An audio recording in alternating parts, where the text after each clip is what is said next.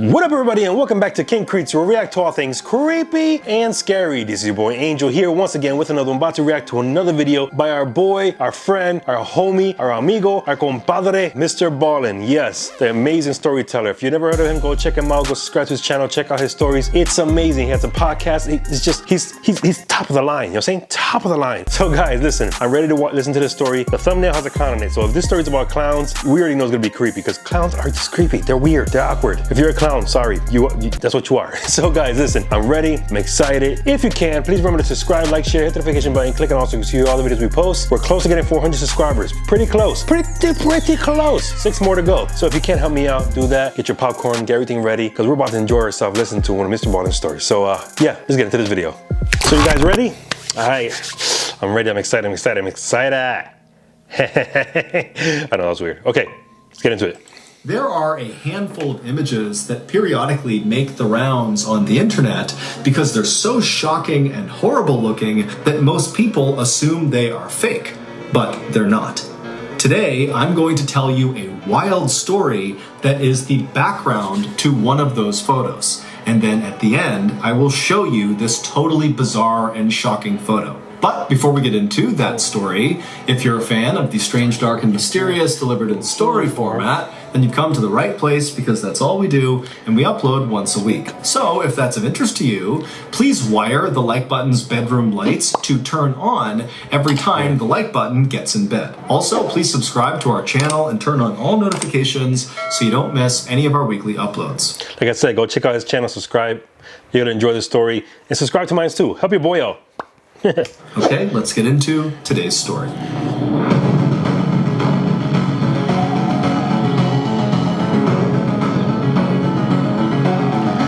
The grand finale.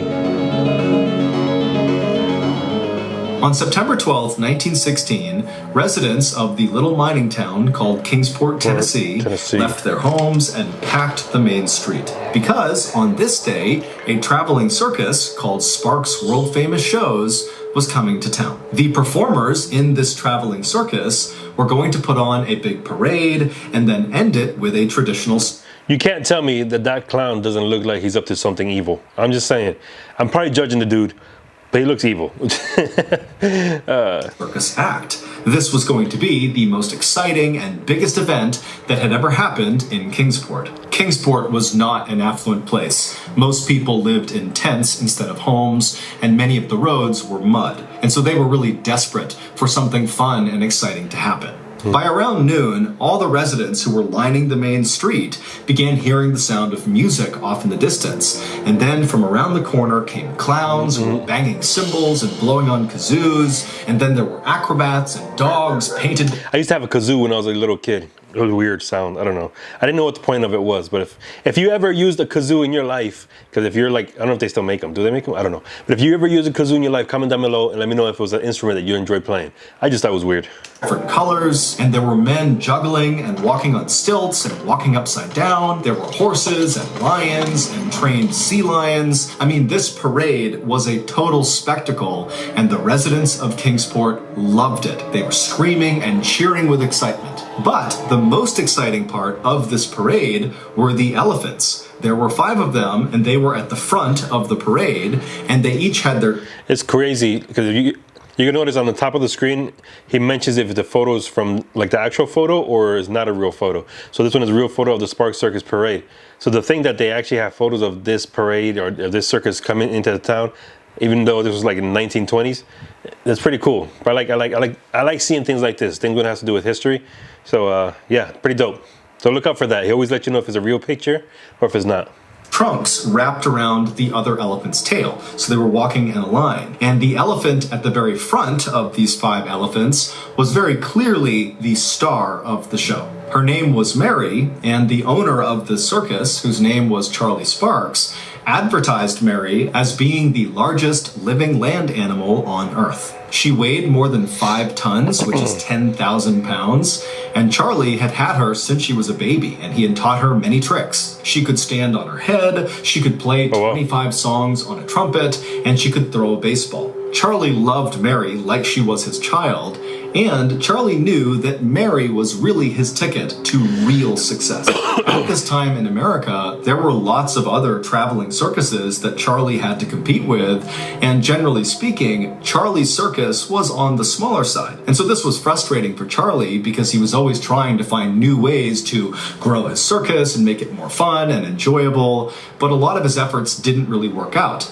However, he at least had Mary, who always seemed to draw a crowd. And when Mary walked down Main Street of Kingsport, everybody was totally amazed by her, and they were totally jealous of the man on her back who got to ride her. It was her handler. His name was Red Edridge. When the parade finally came to an end, and Charlie was getting ready to shift the entire performance from parade to traditional circus act, Red, Mary's handler, took Mary and led her over to a nearby pond to let her get a drink of water. Red, who was 38 years old, was new to elephant handling. In fact, Charlie had hired him just a day earlier when Charlie's show had passed through Virginia, where Red was working as a janitor. Animal handlers in Charlie's show were all trained to treat the animals gently, especially Mary. But Red was a grouchy person who was a very skinny guy with bright red hair, and he had been teased for much of his life, which had kind of made him a mean person. And so as he and Mary are walking over to this pond, Mary saw a watermelon on the ground and stopped to eat it. And as she was doing this, Red noticed there was a group of people kind of forming up around them, just kind of amazed by Mary, and they were noticing that Red was trying to get Mary to go to the pond to get her drink of water, and she wasn't listening. She was focused on the watermelon. And so Red very likely started to feel insecure, that they would think he wasn't in control of the animal, and so he got mad, and he took his metal prod and he jabbed it into the side of Mary's head, right behind her ear, breaking her skin. Now, Mary was a very gentle creature, but... That's evil. Like, where would you do that? That's animal torture. Go to jail right now. Yeah, that's messed up. Imagine how much... You seen how that was sharp. Imagine how much that hurts. Ugh. For the past 24 hours that Red had been her new handler, he had been cruel like this. And so when he poked her with that prod, it was like Mary snapped. Mary dropped the watermelon, turned to face Red, and Red, he's startled by this and just kind of stares up at Mary, wondering what's going on. And Mary would wrap up Red in her long trunk and throw him into a nearby drink stand. At this point, the crowd of children and other people from Kingsport who were watching Mary started to scream and run away. And Mary, she was not done with Red, who was now groaning and rolling over onto his back. Mary walked over to Red, and then she got up on her hind legs and came crashing down directly, all 10,000 pounds of her, onto Red's skull, killing him instantly. Charlie heard all this commotion over near the pond, and he ran over and he found Mary looking totally terrified, and so he began to comfort her, and then he noticed on the ground next to her was Red's mangled body. And around this time, the townspeople who had... Be honest, do you think he deserved it? Was Mary wrong? Did Mary have a little lamb? No. Do you think it was wrong for the elephant to attack the trainer, Red? Or you think it was he deserved it, you know what I mean? Let me know down below what you think. I'll let you know what I think later. Run in fear had now come back, and they saw what Mary had done. And instead of being scared of Mary, all these townspeople got angry and began screaming at Mary the elephant, "Murderer! Murderer!" Some weird looking people. Once the news headlines fade, I'm gonna fast forward. Mr. Ballin is not because I don't care. It's just I've seen this a lot already. But go check out his foundation. You could see all the stuff he has a foundation. He has different things going on. You could go to his channel and check in the link and check out all these things he has. So I'm gonna fast forward for video purposes. But yeah, go check it out. He has a podcast. You can listen to his stuff on Amazon. Great dude, great dude. So yeah, let's continue.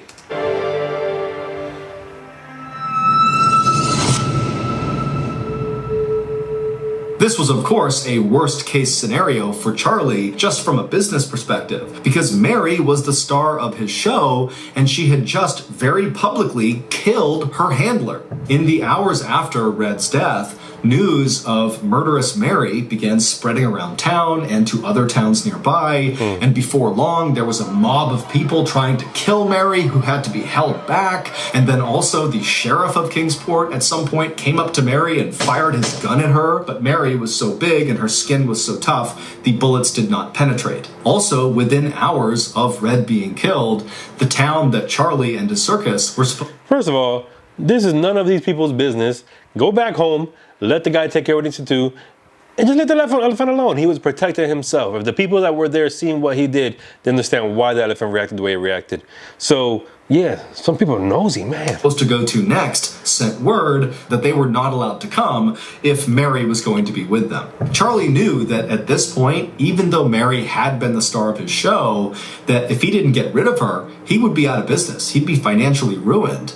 However, he loved Mary. She was his oldest and most loyal partner, and he couldn't imagine giving her up. But Charlie was also very ambitious, and he had a whole crew of people in his circus that depended on doing these shows to make a living. And so, on the night of Red's death, Charlie would lay awake all night just thinking about what he was going to do. And by early the next morning, Charlie had come up with a plan. Sparks. Charlie ordered his entire circus to pack up and get back on the train. They were going to head to the next town called Irwin. And Charlie said once they got there, they would put on a show that no one in the world had ever seen before. Sparks' world-famous shows arrived in Irwin at about 10 a.m. that day, and immediately all the performers began setting up for this big show, which again would start with a parade, followed by a circus act, and then a grand finale. Now, Irwin was already packed by the time the circus actually arrived, because news of what Charlie had planned for this grand finale had reached Irwin and the surrounding towns, and so everybody had flooded this town to see it. Have you noticed that a lot of time when you see pictures of back in the day, all the guys are lined up in a line, like, you know what I mean? It's not like, they're not scattered everywhere. Everybody's like nice and uniform, you know what I mean? Bam.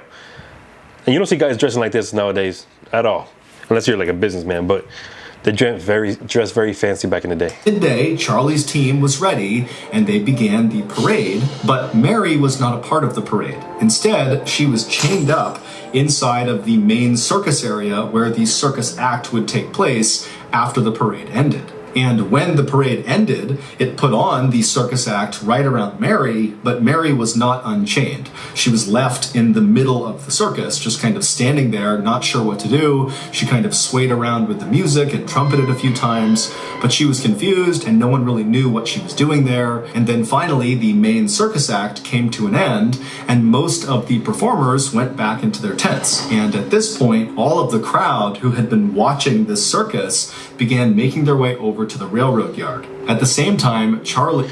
Do you guys think you know what the grand finale is? I feel like they're going to do something to the elephant, to Mary, in front of everybody. I hope that's not the case. I hope it's nothing bad, but you never know. This dude's trying to make money, he needs to provide. So people start thinking irrationally to supply their need financially and all that stuff. So I'm hoping that's not the case. And several of the animal handlers came out and grabbed the 4 other elephants who were not chained up, and they went over to Mary and they unchained her, and then they formed all the elephants up in a line with each of the trunks connected to the tail of the next elephant. And they marched all 5 elephants over to the railroad yard, where now there was a massive crowd that also included the press, who had shown up with their cameras ready to capture the grand finale. Charlie led Mary and the other 4 elephants onto the railroad tracks, which were up on this embankment, and once they got up there, Charlie halted the other 4 elephants and sent them away with their handlers and left Mary all alone on the railroad tracks. Bad feeling. At this point, as Charlie is consoling her, one of the circus performers came over and chained Mary's back legs to the railroad tracks. Now, Mary was extremely well trained, and Charlie is right there comforting her. And so even though she was nervous as she was getting chained up, she didn't try to fight it. And as this was happening, a railroad worker climbed into a machine called a derrick, which is basically a big crane that's able to lift heavy things like lumber off of the railroad cars. And so this worker hops in the derrick, which is on tracks, and he brought it over right behind Mary. And so once the derrick was in place, and once Mary was securely fastened to the tracks, another worker climbed up onto the crane of the derrick, so the actual arm that was jutting out over Mary. This worker climbed up on top of it, and he grabbed the chain that was dangling off of it, and he jumped onto Mary's back, carrying this chain, and he looped it around Mary's neck and secured it, and then jumped off of Mary. Oh, no. At this point, Charlie, who was still holding on to Mary's trunk, and If I think is what's gonna happen is gonna happen. If you're watching with any kids, make sure that you do not let them watch this part. I'm hoping this is not the case. What they're gonna comforting her, gave her one last embrace, and then turned away from her and walked down the embankment toward the huge crowd who had now gone totally silent, sensing the grand finale was about to start. Once Charlie reached the crowd, he turned around to face Mary. He signaled the railroad worker in the derrick, who then pulled a lever inside of the derrick. At this point, the only sound that could be heard across the whole railroad yard was the sound of this chain that had just been activated slowly being retracted by the derrick. And so as it was pulling Mary up off the ground by her neck.